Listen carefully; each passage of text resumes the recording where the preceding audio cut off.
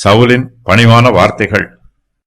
தாவீது இந்த வார்த்தைகளை சவுலோடே சொல்லி முடிந்த பின்பு, சவுல், என் குமாரனாகிய தாவீதே, இது உன்னுடைய சத்தமல்லவா என்று சொல்லி சத்தமிட்டு அழுது தாவீதை பார்த்து, நீ என்னை பார்க்கிலும் நீதிமான்.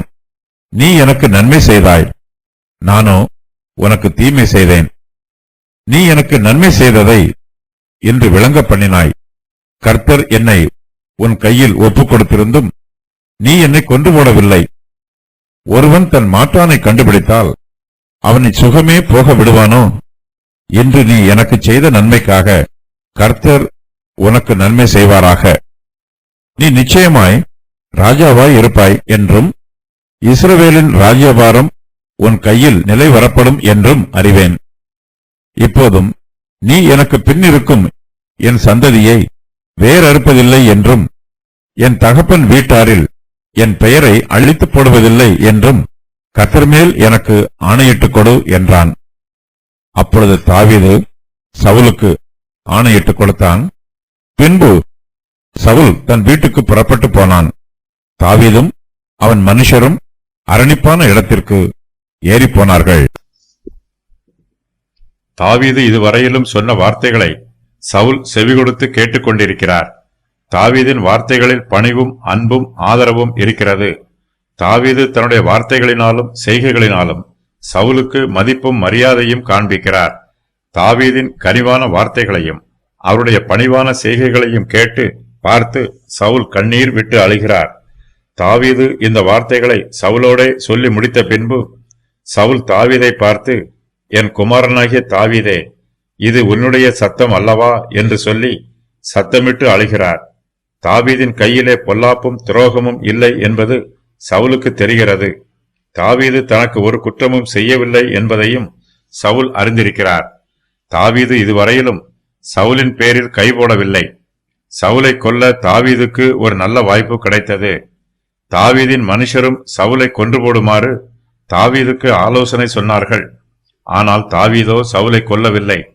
சவுல் கர்த்தரால் அபிஷேகம் பண்ணப்பட்டவர் என்று சொல்லி தாவீது அவரை கொல்லாமல் விட்டுவிடுகிறார். தாவீதின் நியாயத்தையும் இரக்கத்தையும் சவுல் புரிந்து கொள்கிறார். தன்னிடத்தில் குற்றம் இருப்பதை சவுல் அங்கீகரிக்கிறார்.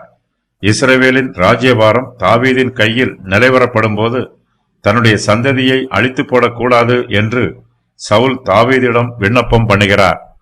சவுல் பெரிய பராக்கிரமசாலி. ஆனாலும் இந்த சூழ்நிலையில் சவுல் தாவீதுக்கு முன்பாக சத்தமிட்டு அழுகிறார். அவருடைய உணர்ச்சியை அவரால் கட்டுப்படுத்த முடியவில்லை.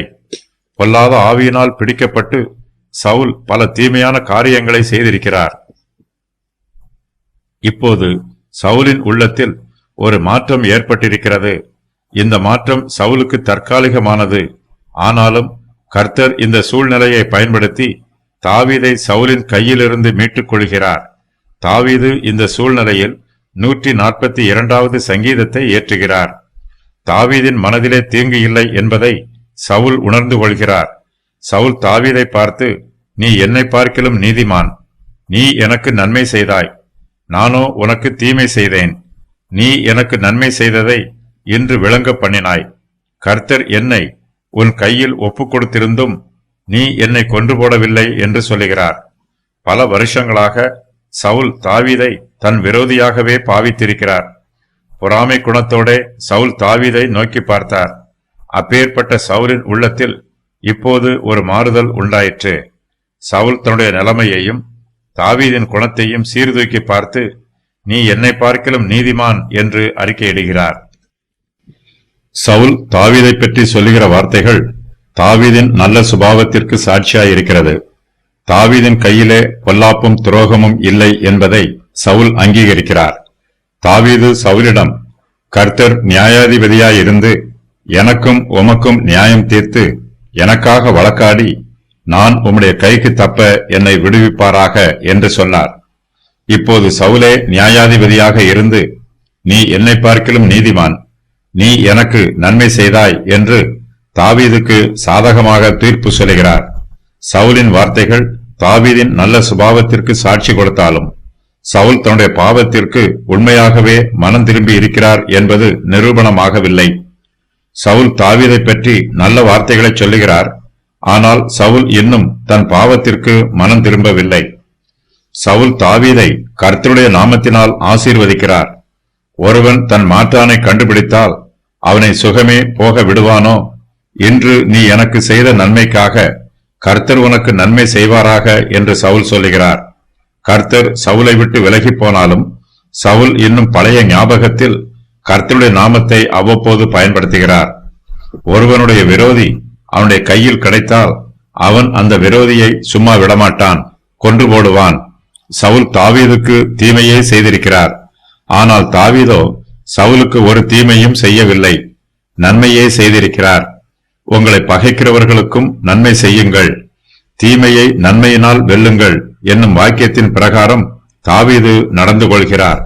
சவுல் தாவீதை கர்த்தருடைய நாமத்தினால் ஆசீர்வதிப்பது மாத்திரமல்ல, அவர் தாவீதுக்கு தீர்க்க தரிசன வார்த்தைகளையும் சொல்லுகிறார். சவுல் தாவீதை நோக்கி, நீ நிச்சயமாய் ராஜாவாய் இருப்பாய் என்றும் இஸ்ரவேலின் ராஜ்யபாரம் உன் கையில் நிலைவரப்படும் என்றும் அறிவேன் என்றும் சொல்லுகிறார். சாமுவேலுடைய வார்த்தையின் மூலமாய் தாவீது இஸ்ரவேல் தேசத்துக்கு ராஜாவாய் இருப்பார் என்பதை சவுல் ஏற்கனவே அறிந்திருக்கிறார். தாவீதின் இருதயம் கர்த்தருடைய இருதயத்திற்கு ஏற்றதாய் இருக்கிறது. ஆனால் சவுலோ தாவீதின் மீது பொறாமைப்பட்டு அவரை கொன்று போட வகை தேடுகிறார். சவுல் தாவீதை பார்த்து, நீ நிச்சயமாய் ராஜாவாய் இருப்பாய் என்றும் இஸ்ரவேலின் ராஜ்யபாரம் உன் கையிலே நிலைவரப்படும் என்றும் சொல்லுகிற வார்த்தைகள் தாவீதுக்கு மிகுந்த உற்சாகத்தை தருகிறது. சவுலின் வார்த்தைகள் தாவீதின் விசுவாசத்தை வர்த்திக்க பண்ணுகிறது. சவுல் தாவீதோடு உடன்படிக்கை பண்ணிக்கொள்ள விரும்புகிறார்.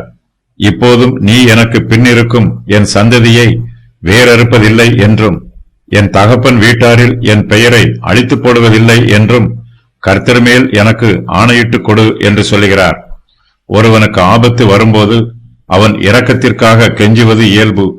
தாவீது தன் வார்த்தையை காத்துக்கொள்ளக்கூடியவர். ஆகையினால் சவுல் தாவீதிடம் கர்த்தர் மேல் தனக்கு ஆணையிட்டு கொடுக்குமாறு கூறுகிறார். சவுல் தாவீதிடம் 2 காரியங்களை ஆணையிட்டு கொடுக்குமாறு சொல்லுகிறார். அவையாவன, நீ எனக்கு பின்னிருக்கும் என் சந்ததியை வேர் அறுப்பதில்லை, என் தகப்பன் வீட்டாரில் என் பெயரை அழித்து போடுவதில்லை. தாவீது இப்போது சவுலுக்கு மதிப்பும் மரியாதையும் காண்பிக்கிறார். தாவீதின் மரியாதை சவுலுக்கு பிரத்யட்சமாய் தெரிகிறது. தாவீது இப்போது தனக்கு காண்பிக்கிற மதிப்பையும் மரியாதையையும் தன்னுடைய பின் சந்ததியாருக்கும் காண்பிக்க வேண்டும் என்று சவுல் விரும்புகிறார். இதை ஒரு உடன்படிக்கையின் மூலமாக தாவீதோடு உறுதி பண்ணிக்கொள்ள வேண்டும் என்றும் சவுல் எதிர்பார்க்கிறார். சவுல் தாவீதை பார்த்து, கர்த்தர் மேல் எனக்கு ஆணையிட்டு கொடு என்று சொல்லுகிறார். அப்பொழுது தாவீது சவுல் சொன்ன பிரகாரம் அவருக்கு ஆணையிட்டு கொடுக்கிறார். தாவீது பிற்காலத்திலே தான் சவுலுக்கு ஆணையிட்டு கொடுத்ததற்கு உண்மை உள்ளவராய் இருக்கிறார்.